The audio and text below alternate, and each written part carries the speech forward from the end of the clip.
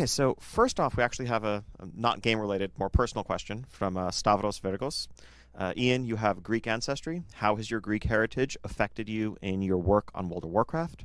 How often do you visit your yaya in Athens? And when will we have the chance to get some of her recipes as a food buff in WoW? So, What's this? yeah, I think obviously my father is Greek. That's cool. Genethicus in Athena, and he's I didn't even know that. growing up, listening to his bedtime stories of ancient Greek mythology.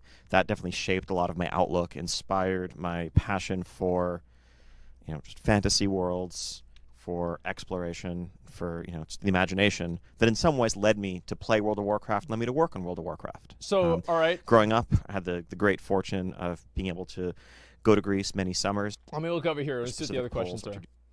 Oh, here we go. This is a good question. Gear swap in Mythic Plus has been a huge factor in BFA, and many times would determine if you end up getting the key or not. For example, hero swapping gear for specific pulls to do more damage. I feel like they've kind of already answered that.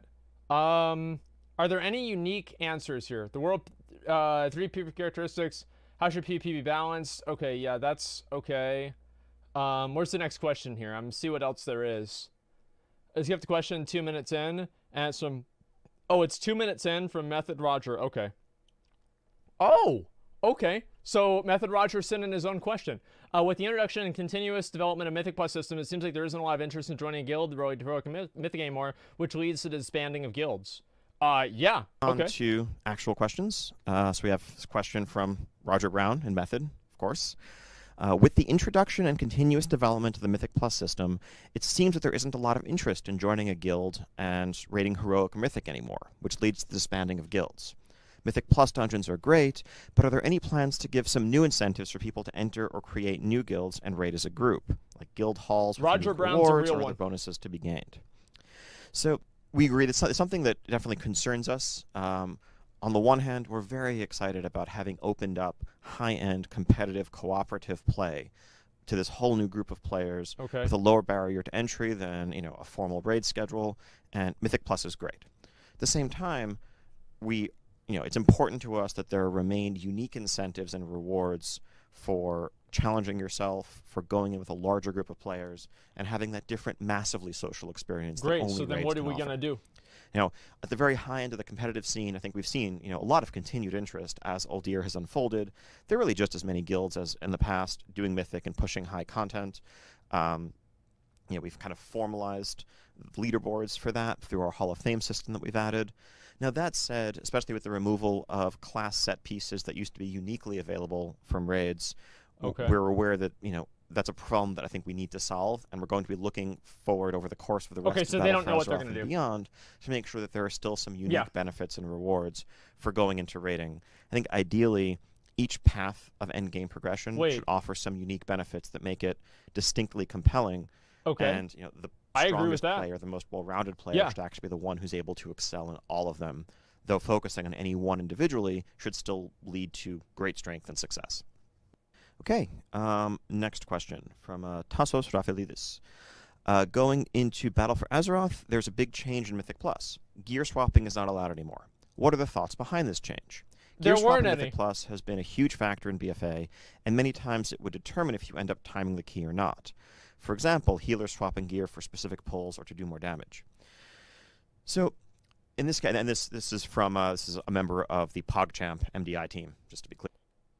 Do you guys like the answer that Ian gave for Roger?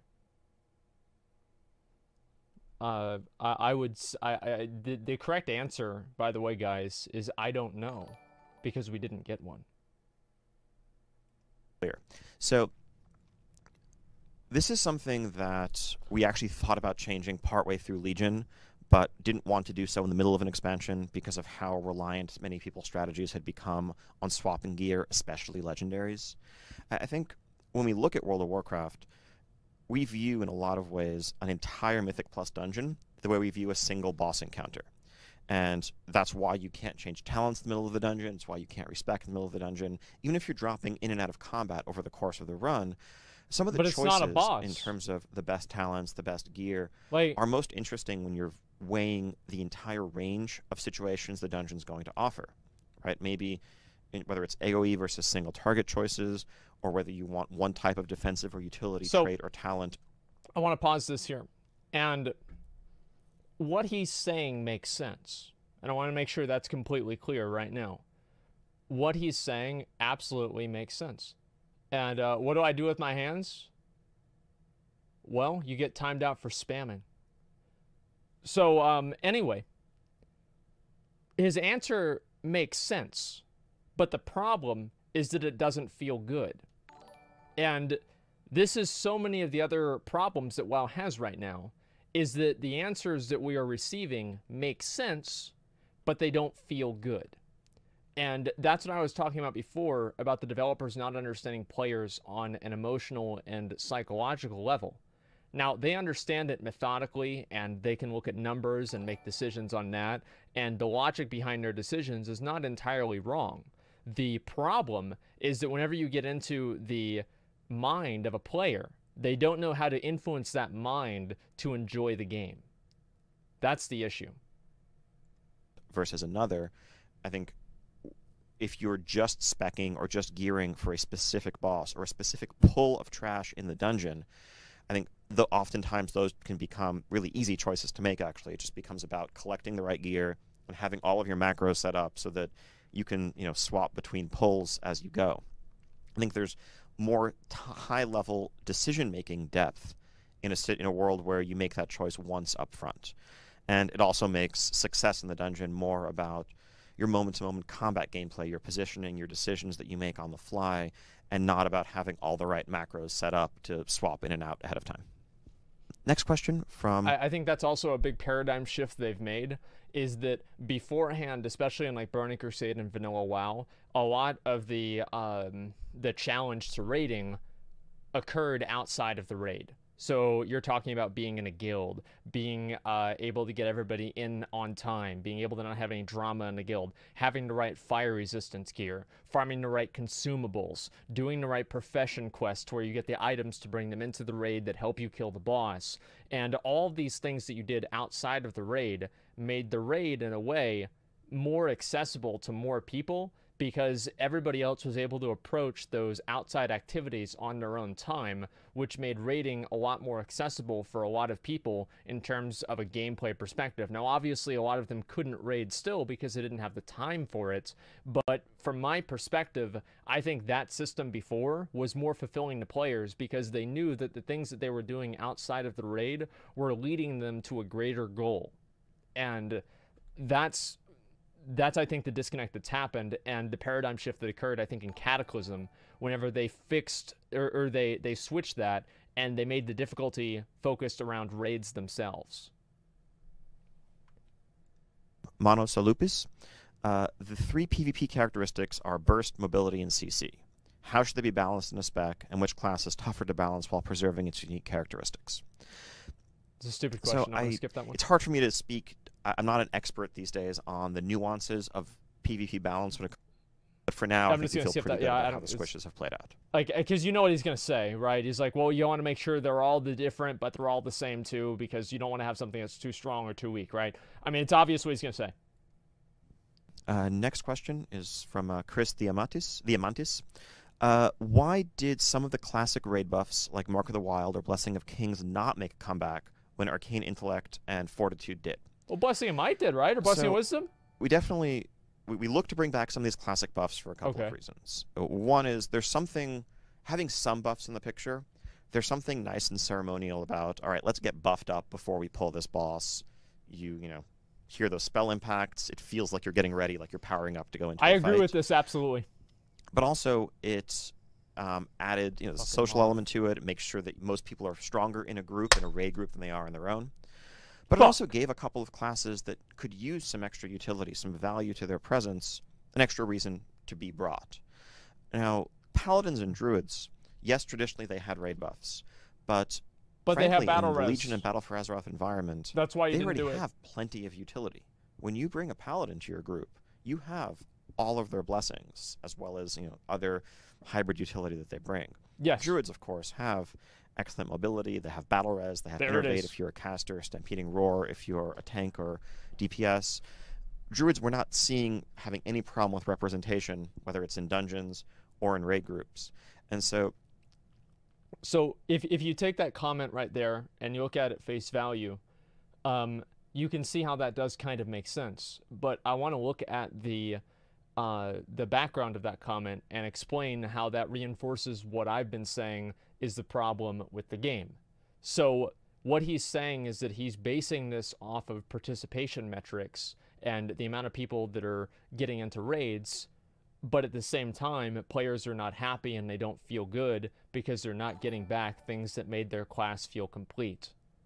So this is another example where the player feel is being sacrificed at the expense of analytics. There isn't really a problem to solve there. I think we get some of the benefit of having buffs just from having a couple, and we're only going to add a new ability if a class actually needs it for differentiation. And just the standard stamina and int buff, I think, covered it for mages and priests. It was cool to be able to bring back those old school iconic abilities.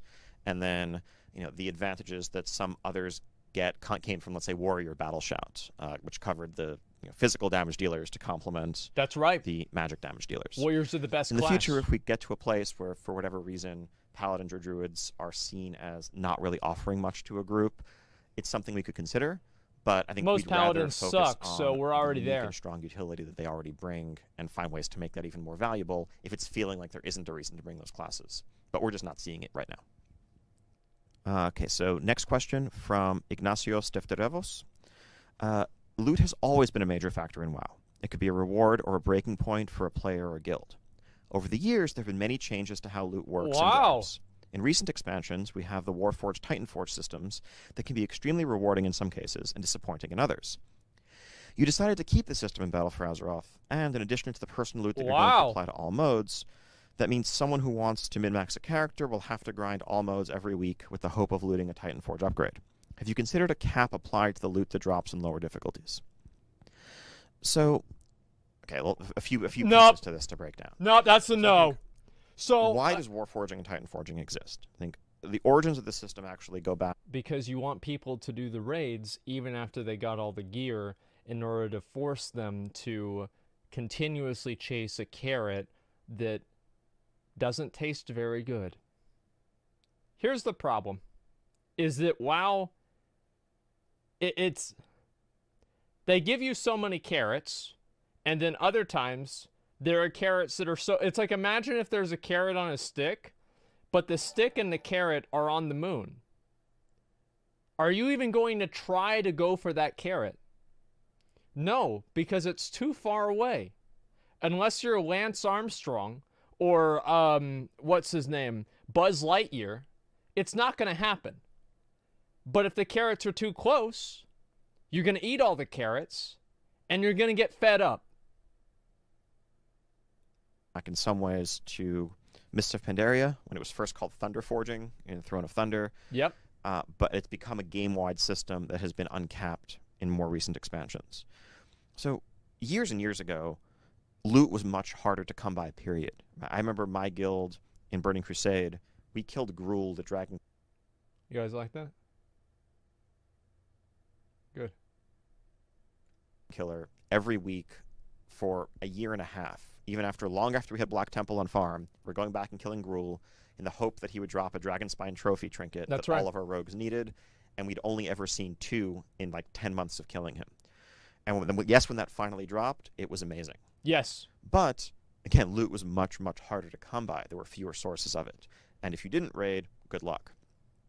I want to ask you guys something. What do you think the chances are that Ian has the same vivid memories of items and pieces of gear that he received during Legion and Warlords of Draenor that are similar to the experiences that he had with Dragonspine Trophy? Can he name those items by name? Probably not. Actually, he probably can because he's the game director, he's the game developer. But as a player, individually, he probably doesn't have the same attachment to them because it didn't matter. And again, this goes back to what I've been saying the whole time. They are fundamentally disconnected with how players think, how players feel, and what motivates them to do things. Years, we've been more generous. We've decided to move away from a space where you just can kill a boss or run some content week after week after week and never see the item you want. Drop rates are higher across the board. That's true. There's, with personal loot, we have tradability, which gives you another chance at the item. Sometimes. Bonus rolls in Mist of Pandaria, which give you a third chance at the item. And so in practice, we expect players to get things that they want out of a raid zone within, a couple of months at least of doing the tier. It's very, very rare. Even if, early on people may grumble about not seeing the trinket they want, it's very rare to actually go a meaningful amount of time into a raid tier without getting the items you want. This is actually so funny, right? So you guys know Giswiki. Giswiki, Kermit the Frog. He's the raid leader in my guild. We went through all of Antorus, and he never got the trinket from Spinny Boy with the 3 guys. He never got the fucking trinket, dude. It's so funny. And so Warforging and Titanforging keep some level of interest and potential for growth in those repeated clears. Right? When you're working on Mithrax in Uldir, if you're not a guild like Method, if you're not someone who cleared the raid in the first couple of weeks, you've probably been doing Uldir for at least a couple of months at this point. You might have 8 or 9 kills on Mother, on Talok, on Zekvaz. And most of your raid has the items they want from those bosses. That's why we stopped doing it. You're just mindlessly going through the motions otherwise, not really hoping for an upgrade, not having any chance of something good happening to you, just to get back to Mithrax that you were stuck on. Also, it means your raid's not getting much stronger week over week.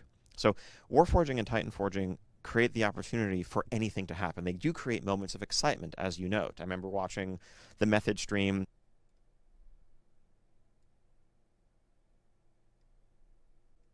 Okay, all right. I see how it is. Well, it was funny. Look, if you're a boomer, you'd laugh. I think it was like Sko got a Warforged socketed polearm that dropped halfway through progress. That was giant upgrade for him on his monk tank. Yeah. That made an immediate difference. And in a world where loot is more common, the rare opportunities to have these amazing items retain some of those moments of excitement. They don't. Now, we definitely don't want players to feel obligated to go back and clear normal every week or clear heroic every week for the very, very slim chance that something might upgrade. Which is why, obviously, you introduce Titan Recidivam, which makes it to where you have to go and clear all of them in order to farm towards your Azerite items. Like, don't say that you don't want people to do that if you make people do that. I mean, like what is going on? While at the same time, people who are doing normal and heroic as their core content, having that opportunity is exciting. I think in practice, as we've seen, most players aren't feeling forced to do that anymore. I think one of the things that really led to it in Legion was set pieces. What a great solution. Where people would, want Titanforge versions of set pieces, especially set pieces from older tiers. Also legendaries. I think, many guilds or many groups would go back and clear Emerald Nightmare even in patch 7.2 or beyond every week just for more chances at legendaries or the bad luck protection around legendaries. Those are things that we moved away from. The vast majority of groups that do, let's say, mythic raiding today, that wouldn't even be an issue definitely anymore. Don't do normal Uldir, and most of them have moved on from doing heroic Uldir at all at this point. And so overall, that feels like a healthy place. I think it's up to players to choose where to spend their time, where it's most rewarding, and we're trying to craft the systems of the game such that what is most rewarding should generally be content that's relevant and challenging for you. You're probably much better off doing some high mythic keys with your spare time versus going back and doing lower raid difficulties, hoping for a 1% chance of something amazing to happen that probably won't happen. Next question. So we have another loot question. See, this is the thing, right? Is that obviously what he's saying is like partially true, but they're fixing problems that they removed. It's like, why would, if the problem is Legion legendaries, then why did you fix it in Battle for Azeroth when there aren't any Legion legendaries, but you let it stay there for all of Legion until you added the Awakening Essence system at the end of the expansion that should have been there on release? I just...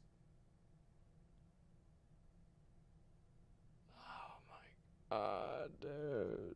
Oh my god. I don't even like, this is insane, man. No Titanforge cap answer. Right, yeah, he didn't answer the Titanforge cap. Like, what value does it add to the game for somebody to be able to get a plus 35 in normal mode? Like, does that really make the game good? I feel like the only people talking about that are people that are demoralized because they've done heroic every single time, and some shitbag that got carried through normal has better gear than them. Again, it's not about it's not about the logic behind it. It's about how it makes people feel, and they don't fucking get it. I don't know if they ever will. This is from Nick Canelis. I'm studying for my Master's of Science in Applied Economics, and I'm currently working on my final project, which is about loot distribution systems in MMORPG games. That sounds like a pretty cool project. I'd be curious to hear more about it. In another Q&A session you had in March 15th of this year, you mentioned that we can reasonably expect personal loot to be the only option for raids in BFA. You argued that intentionally stacking gear on specific characters within a guild makes it harder to design challenging content for everyone. Many players, especially in high-end guilds, would argue that master loot systems allow the leadership to reward players who demonstrate maximum consistent raid effort, and they're also a valuable tool for raid optimization, like gearing their main tanks for maximum threat or maximum mitigation, for example. Are there plans to cater to these player needs, like changes to personal loot, or is this really the way to go when it comes to the loot distribution process, and why do you feel this way? So, TLDR, personal loot, why are you doing it? Any plans to change it? So, I think this question was asked before Battle for Azeroth came out. Again, apologies for just getting to this now, but it still remains a hot topic for discussion throughout the raid community. Really slow. Overall, and I know this will be disappointing to some raid groups, we're happy with how personal loot is working out so far. It's not disappointing to some raid groups. It's disappointing to all Mythic guilds. Here's how you know that this is a bad decision.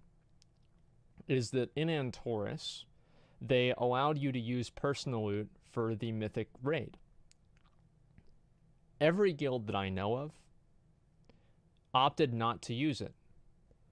So whenever every single guild opted not to use the system that Blizzard had intended, they removed that option. If personal loot was actually preferred by those guilds, they would have moved over to personal loot during Antorus whenever they had the option to do both of them. I think what we've seen in practice as Uldir has gone on is that across entire groups, the best geared guilds, the best geared raid groups, are still the ones doing the hardest content, doing it most efficiently. I think the benefits to removing personal loot are three things. First off, on the lower end of the organization spectrum, there's a lot of guilds that churn through a steady stream of trials. And if you're looking to find a guild in WoW, you often are applying, you're trialing in a place for a few weeks. And historically in a master loot world, guilds had very strict control, often had strict control over what they were doing with their loot, and trials were not allowed to get any loot. And your experience as a player just trying to get into raiding in World of Warcraft could very typically be going to a guild, deciding that you don't work out there, or they... How do you know that? Like, Ian's been in the same guild for 10 years. Like, so he's getting this secondhand. Like, of course that's going to be true. It's like if you join a company, they're not going to pay you the same wage they'd pay you if you worked there for 20 years.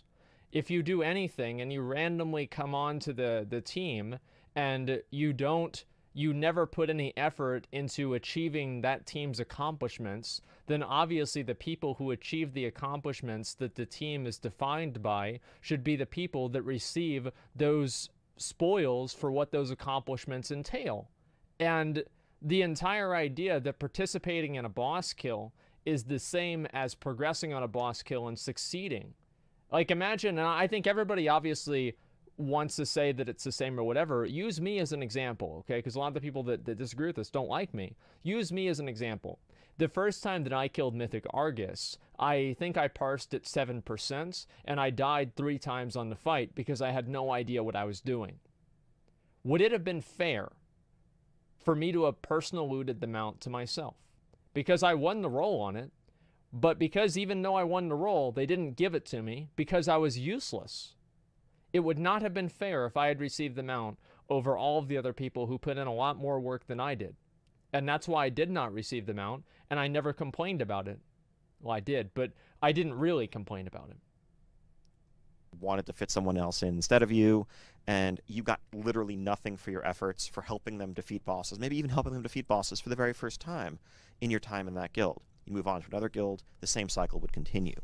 Now, yes, there's a social dynamic here, and this is a social system. Yeah, you can solve that problem by not hopping guilds all the time and getting kicked out. Here's the thing, right? Is if you have somebody that's finding like a new guild every month, it's because that person can't fit in and they're probably obnoxious and nobody can get along with them. Okay, it's not like every other guild. It's like if you walk down the street and you step in shit, you stepped in shit. But if every single time you walk on the street and you smell shit, you should check your own shoes. If you are the common denominator, you are more than likely also the problem. People that have problems are problems. That's something that I always use with recruitment, and it worked very well. And something for players to solve or to deal with in their own way. In practice, it was just a different form of control than what we'd come to see in pickup groups that led to us getting personal loot out of pickup groups in past expansions, where, yes, of course, if you are an officer of a guild, if you're running a loot council, Master Loot is an amazing system. You get to decide exactly who gets everything. And of course the Master Looter, of course the person who is on the loot council likes Master Loot. There's no system we could create. Well, everybody else likes it too, or they wouldn't be in the guild because they comply with Master Loot by joining the guild. Everybody in the guild likes it because they use it. If Master Loot was so universally disliked by everybody except for these top 1%, this is like a Bernie Sanders, like, what is this? Like, if it's only the 1% that are benefiting from this, then why don't the 99% make their own guilds with personal loot on their own? In Antorus, it didn't happen. That is as fulfilling as giving you or you and your friends the ability to control who gets every single item that drops. However, for the majority of players out there, often a more silent majority, that came at the expense. I love it whenever people use the word silent majority, because it's impossible to define. So the silent majority argument implies not only that most people feel a way that's different than the people that are outspoken, right? But also that the people that are not speaking out share opposite opinions than the people that are speaking out. It's the most nonsensical thing. Like, it's so transparently self-serving, it's embarrassing. Of a lot of the reward that comes from just playing the game and progression. So that's one thing. On the other end of the spectrum, on the very, very, very high end, it's no surprise that, we've seen in the past top guilds running multiple raid groups in parallel with 4 or 5 alts, maybe even more in some extreme cases, and funneling gear in the first weeks. I don't know why you guys are using Trump as an example. There were tons of people that are outspoken, like really positive about Trump. He had these huge rallies. Like, if anything, that kind of proves what I'm saying. Like, there were huge, he had huge amounts of support. Like, his rallies had like 10,000 people, like 20,000 people going to these rallies. I'm not saying this in support or against him. This is just a fact. Trump is not an example of the silent majority. Trump is an example of a very loud vocal majority, or not a majority actually, but a large amount of people coming and speaking out. He had huge rallies. Yeah. To a handful of specific mains using Master Loot. This effectively quadrupled or quintupled the rate at which they could gear up their raid compared to a regular group that did none of this. This over time led guilds outside of just the top few, top 10, top 20, top 50, top 100, and beyond, to start running at least some split raids. It made it very difficult for us to balance encounters for, to provide a challenge for method during the first week. Why is that even a goal? Why is it even a goal to provide a challenge for people that play the game 16 hours a day? Like, why would you even think about that? why would it be in your mind, let's design content that we are putting out as our major feature for the game that has to be challenging for the top 50 best players in the entire world? They're comparable guilds, while still being a fun... The reason why it matters is because the mechanics and the way these encounters are designed with these high-end players in mind, and whenever these high-end players are having the content designed for them, it makes it inaccessible for the average player because they're not that good. This is where Asmongold the Casual Advocate comes in. I think the raids have too many fucking mechanics, they're too complex, they require too much coordination, and it makes it unfun for most people. And I think the best example of that is Method themselves whenever they stopped doing Mythic Gahoon. Satisfying progression experience for the majority of Mythic guilds in weeks to follow. It's very difficult when, going into a raid in Legion like Tomb of Sargeras or Antorus, Method's item level during the first week of Mythic would actually be higher than what typical guilds would have to work with a month later, a month into Mythic. Normally, it's the best guilds in the world are the ones who are doing it undergeared. When they're doing it overgeared, that's really tough. And I think not having that option available, we've seen how that played out in Uldir. I think for those first few guilds, bosses like Mithrax, like Gahoon, and even earlier ones like Vectis were very stern challenges for top guilds. And yet, without needing massive nerfs, without other progression changes, we've seen hundreds of guilds follow in their footsteps with the advantage of more gear, who are able to down those bosses with that advantage. And so it helps the high-end competitive scene as well, but that effect trickles down, where now, if you want to be competitive, if you want to try to push for top 100, let's say you want to try to get on the Hall of Fame, you don't feel compelled to full force or tell all your members to gear up multiple mages, multiple rogues, whatever, for future gear funneling. You can just focus on gearing up your main roster, maybe having... Is that actually true? And this is a legitimate question. I don't know the answer to this, because I don't know how Method and Limit do things now. Did this actually make them stop farming on their alts, or are they still doing the clears on a bunch of other characters? Preach leveled 3 alts. No, okay, so Limit does 4 splits. Okay, so it didn't solve the problem. All right, it lessened it. I think that's fair. It did lessen the problem. So designing and forcing personal loot. The best argument is because trials don't get enough gear, and so Limit only has to make 4 alts instead of 9. Some off-spec folks or backup classes when you want to, bring in more of one class or another, but that's very different. And when you're playing, you're just playing to get loot. You're playing on your mains to get loot for your mains. That feels better all around.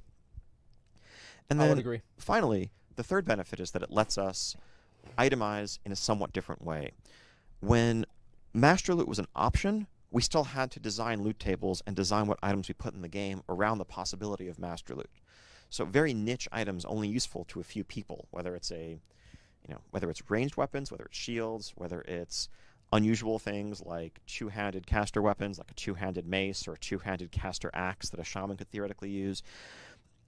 We never made those items. And the way we constructed loot tables, we had to assume that, well, this thing could drop no matter who's in your raid. It doesn't matter if you don't have a hunter. It doesn't matter if you don't have a holy paladin.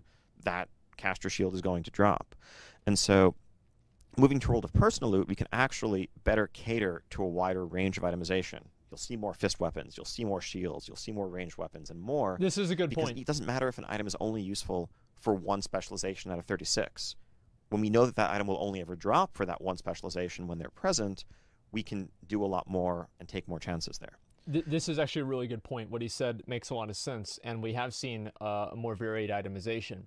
The only thing that I would argue is adding those items to vendors or some sort of secondary source would be better for the game overall than removing a core mechanic that guilds and the social fabric of the high-end community relies on. Now, finally, I recognize that for tight-knit social groups that weren't abusing any of this, you were giving everybody a fair shake. Like you were Valor letting points. trials get loot. you just enjoyed being able to share and allocate loot to your tanks or help someone complete a set bonus or give someone a big upgrade that they needed, there's something that we lost here. And I'm not denying that. There is something that we lost here for those groups. But we feel like the change for the majority of players for the game as a whole is a step in the right direction.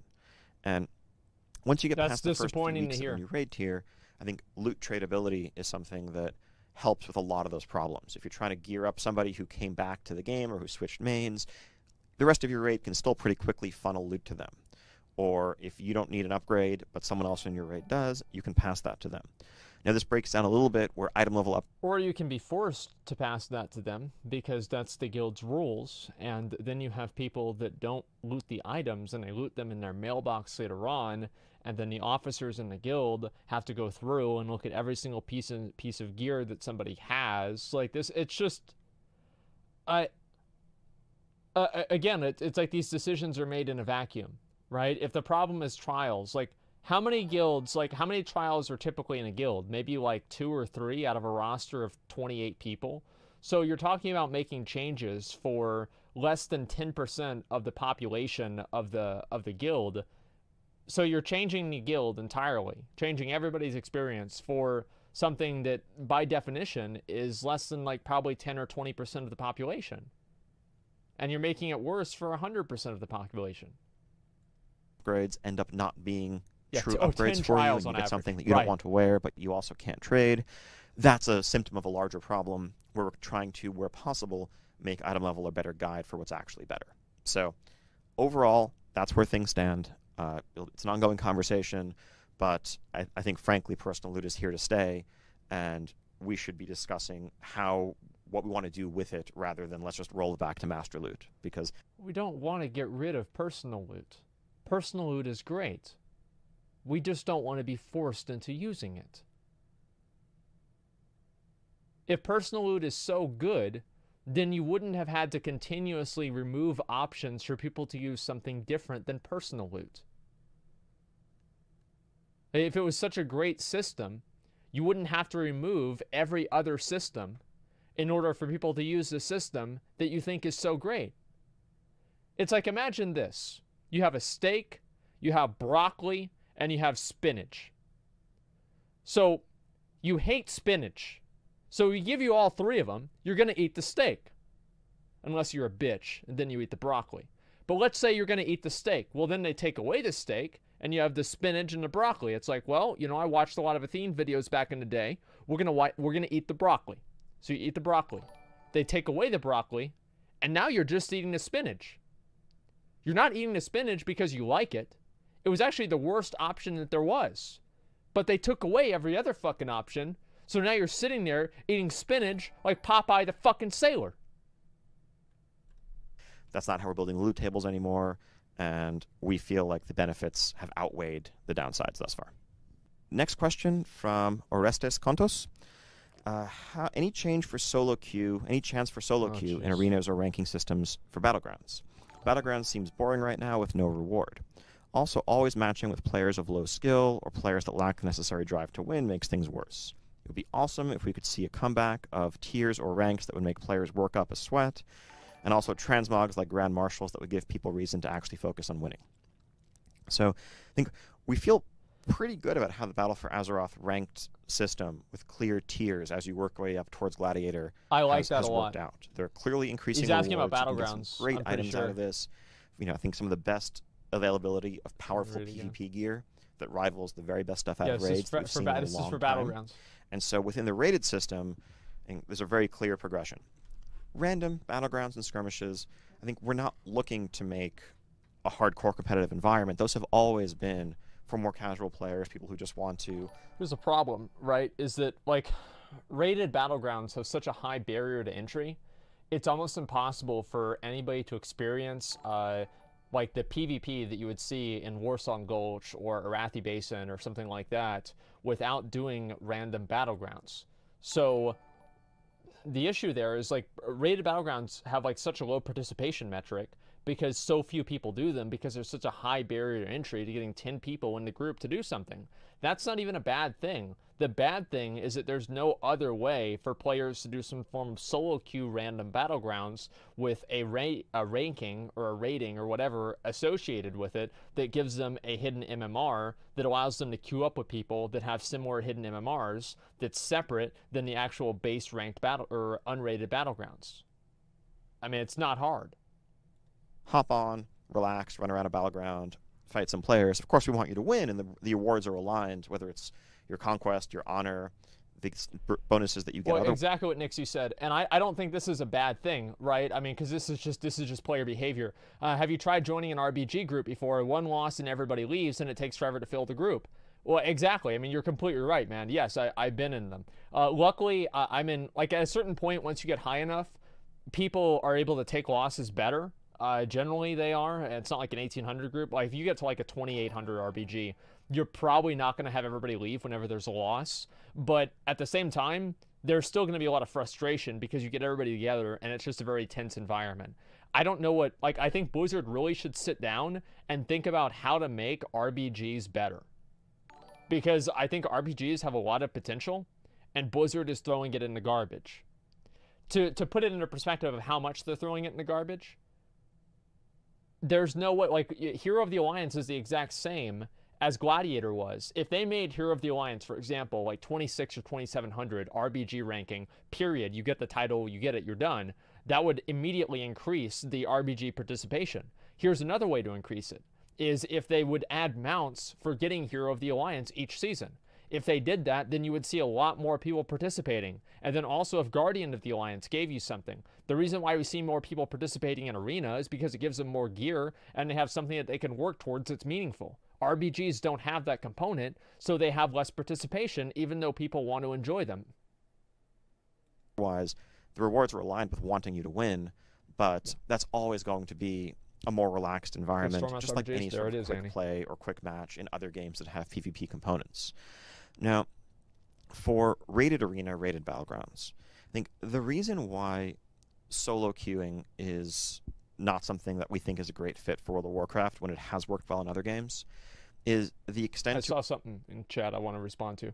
Someone said that you still get the Vicious Saddle. The Vicious Saddle is not a unique reward to RBGs. It is a reward that you can get from Arena and also RBGs. Generally, it's easier to do it with Arena because there's less of a barrier to entry for Arena and the games are shorter. So in order for you to get 100 wins in Arena in 3v3, it's actually going to be faster than getting 40 wins in an RBG because there's 10 people. So you are getting non-unique rewards, and arenas give unique rewards, and that's why more people participate in Arena, because they're killing two birds with one stone.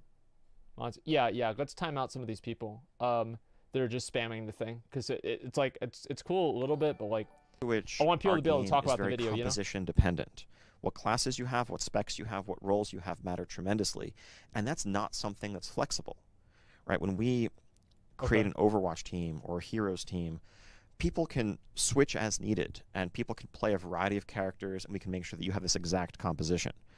In order to have good matchmaking in terms of reasonable queue times, matching you with people around your skill level and rating, and making reasonable compositions that work well synergistically and that are matched up against other reasonable compositions, we don't think that that's possible to achieve without, again, one of those things would have to give, and it would either be very, very, very long queue times that would be, I think, extremely frustrating, or wild mismatches in skill, or, yes, sometimes, yeah, you're frustrated, you don't have a healer on your threes team, or other times you have, too many of the same class, and this isn't going to work synergistically.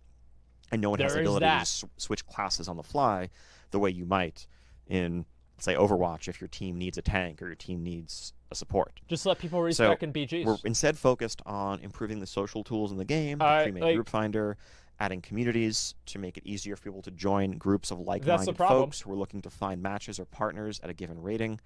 And, that's also a more social experience, which is something that we try to emphasize as part of an MMO.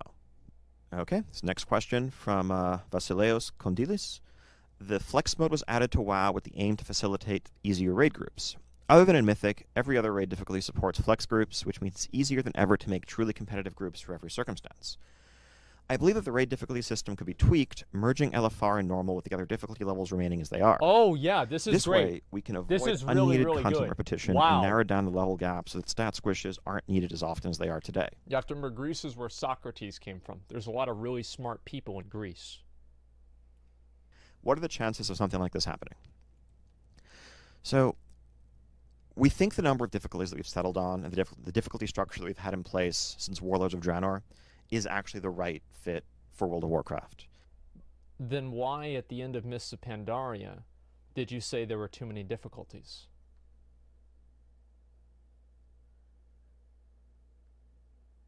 Like,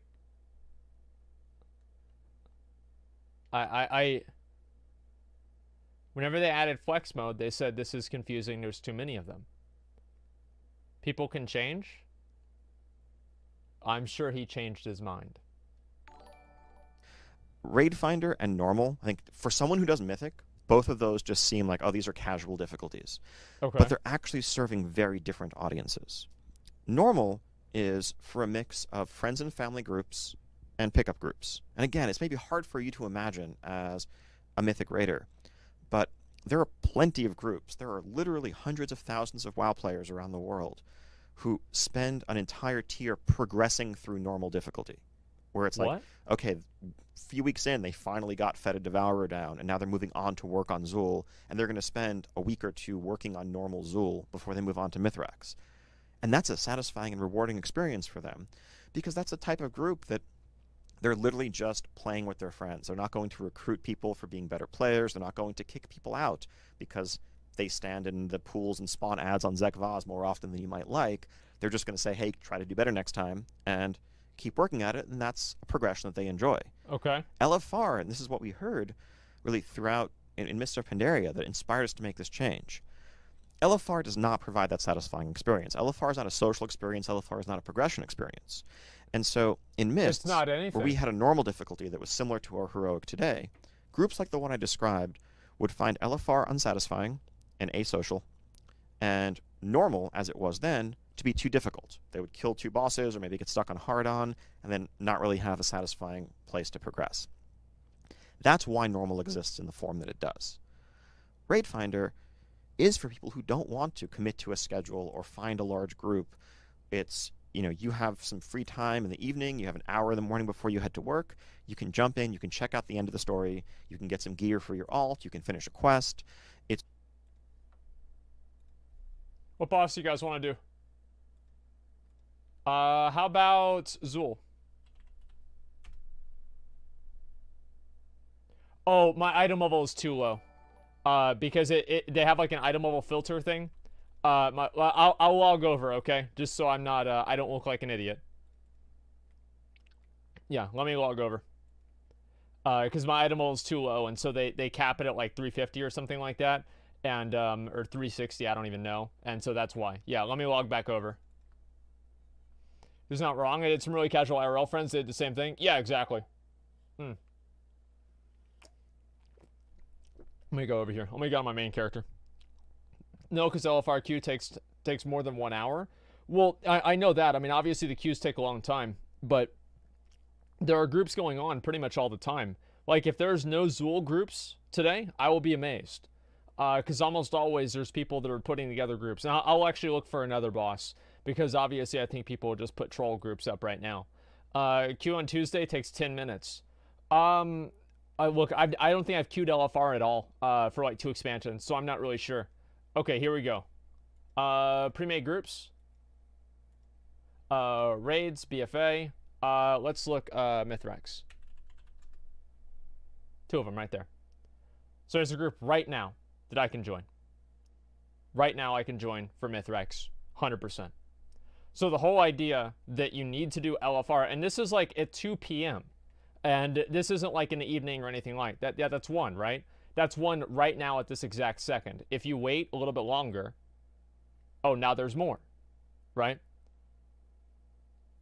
Asmon XD. Okay, that one doesn't count. But the other ones are there, okay? And maybe you could... Okay. But you can see there's a lot of groups that people can join. I think the whole idea that people can't find a group to do normal or they don't want to play on a schedule is completely ridiculous and untrue. You can find easily, very, very easily, pug groups any day of the week with the group finder system, and LFR is absolutely not necessary. The fact of the matter is that LFR is for bad players that can't get into those groups because they're shitty and they don't want to get better at the game, and Blizzard wants to make sure that they can still beat every boss. That's what LFR is for. Requirements are mental? No, they're not. Anybody that complains about requirements to get into groups is probably lazy and they don't want to farm out gear themselves. Right there, it's a more bite-sized chunk. It's not meant to be this lasting, enduring social experience. It's a chance to see the content, to experience some of the most epic encounters we make, and to have an alternate path for progression. And so those are two different purposes, two different audiences, and we don't think it's possible to merge those two into one single experience without heavily disappointing one or the other, as we've seen in the past. And then moving up from there, I think Heroic is for more organized groups that do value performance on some level, do value class composition. You might actively look to recruit, a priest if you don't have any priest in your raid, or look to recruit a rogue if you don't have any rogue. Unlike a friends and family group, they're just going to take what they have. And then, as we know, Mythic is people who are looking to do all of that at the very highest level and to be the best. Okay. Now, I think also just another aspect of this question, so content repetition, I think we've tried to set up the incentives so that guilds feel like and groups feel like they can focus on at most 2 difficulties. Right? If you're a Mythic Raider, I'm not sure of any Mythic Raiders these days who are still going back and doing normal Uldir. That's probably true. And when a new tier comes out, when Battle of Dazara comes out in Tides of Vengeance, Mythic guilds are probably going to jump into Heroic, then move on to Mythic. Normal won't really offer much for them. You might do it once or twice if you're trying to get specific trinkets or Azurite pieces, but you'll quickly leave it behind. And in terms of the gear gap, I think we've settled on 30 item levels per tier, and that is the right number, even if we had fewer tiers. Not that we're going to, but even if we did, if we assume that you're doing 2 tiers, basically, if you have Mythic gear right now, you're going to go into Heroic next difficulty. If that Heroic gear isn't an upgrade over the Mythic gear that you have today, then that's an odd place to be. Why are you even doing it? You're doing new content. You're learning new boss encounters. Maybe you could make Mythic a little bit easier, and that way you wouldn't tune it for method. You could afford to make the Heroic gear less powerful. That would reduce the amount of stat inflation that you would have between each tier that basically accounts for an entire expansion nowadays. And that way, people would only have to do 1 difficulty. And you could combine the difficulties of probably normal and heroic and make the first half normal and the last half heroic. They've done that before anyway. That for many guilds, again, not for method, but for a guild that, let's say, is 6 of 8 mythic at the end of Uldir, that's a guild that actually is going to spend some time going through heroic and then slowly progressing through mythic. If heroic isn't a source of upgrades, then the whole raid feels disappointing. You're spending weeks learning new fights, getting no rewards for it, and you're not getting it meaningfully more powerful in a way that's going to help you feel like you can push farther into mythic. So in order for heroic of next tier to beat mythic of this tier, we need a gap in item level of at least like 25 or 30. That's what we've settled on, and we feel like that's worked pretty well. Balance has felt good, and progression and rewards have felt meaningful as you go into a new raid tier with each new patch. And the last question from here we go. Christos Angelidis. During Legion, we saw long quest lines for the first time, quests that unlock new recipes for our professions, and those quest lines were engaging and fun experiences. I thought a lot of people didn't some like recipes those. like alchemy flasks had a different system that required the player to craft a ton of them, hoping to get a proc for a rank 3 recipe. Okay. A player with a rank 2 recipe and someone with an early super lucky rank 3 means hundreds of thousands of gold difference in earnings. A system such as this one, based on luck, is flawed as it has a negative impact to the economy of the server and the overall gameplay experience. What will your approach be on this issue? Will we see a different solution than the random proc system? Maybe a system similar to Legendary's progressive drop rates? What's wrong with the random procs? Wait, let me go back and read this again. Sorry. Early super lucky rank 3. The proc for rank 3 recipe, a player with rank 2 recipe, and someone with an early super lucky proc. Well, I don't think this is a bad thing. I just don't think it should be determined by RNG. Right? I mean, I don't think this is that bad. I see why, obviously, it's not perfect. But they've had this ever since Burning Crusade. Like, if you were a transmute master, you were able to transmute extra primal mites. I know that because my mom did that. And it never destroyed the economy back then. It was just an extra bonus that somebody had because they spent more time on their profession. 3 means hundreds of thousands of gold. That isn't what he said? Wait. What is he saying? Read it again. Okay, let me look at it again, because maybe I am missing something. During Legion, we saw long quest lines for the first time. Quests that unlock new recipes for our professions, and the quest lines were engaging and fun experiences.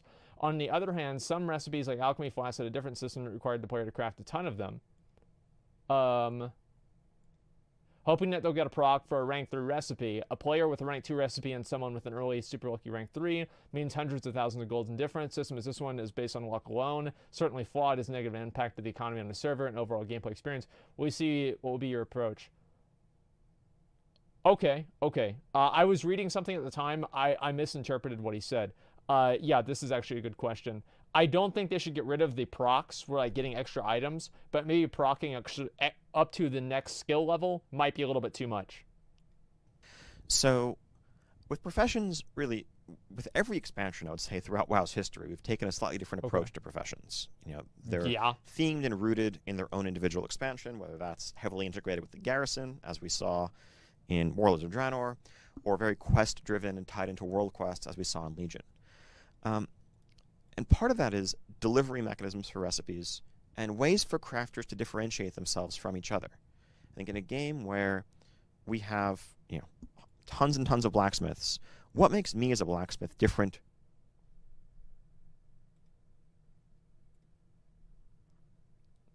Somebody replied to my comment.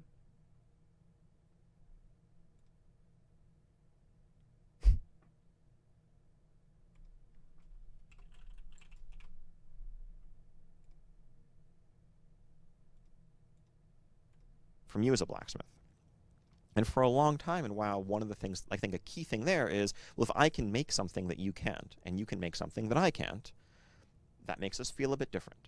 That's true. And going way back, a lot of that was accomplished through rarity. I mean, way back in classic WoW days, 12 years ago, there were the handful of smiths on your server who might have the Arcanite Reaper plans that they got as a very low percentage drop, kind of luck-based, and that gave them a reward. I think a world where everyone can steadily progress towards making everything actually harms crafters' ability to get an economic advantage. It turns all crafters into basically the same thing. And so that's actually very bad for the economy, because what happens whenever everybody can create the same thing with the same variables with no barrier to entry to being able to make the different items is that the items end up being sold below cost because people start making them in order to level up their skill profession. And the people that are actually playing the profession to make money off of it get completely fucked. As we did in the past, jewel crafters using currency to purchase some recipes before others so they could focus on an undervalued piece of the market, while others got different ones. We'd like to find ways for people to have different recipes from each other. Now, obviously, if you never, ever get the thing that you want, that can be frustrating. So I think some sort of bad luck protection probably makes sense there. But, and this is, so I'm thinking through a bit of this on the fly as I answer this question, but a route we're more likely to take is actually having enough variety in the meaningful recipes such that, you may not get that rank 3 recipe that you really want. But what if that's okay because you have a different rank 3 recipe that is also in high demand, and you can make your money by selling and crafting that one at a market advantage, while a different alchemist has their flask or their thing they can make.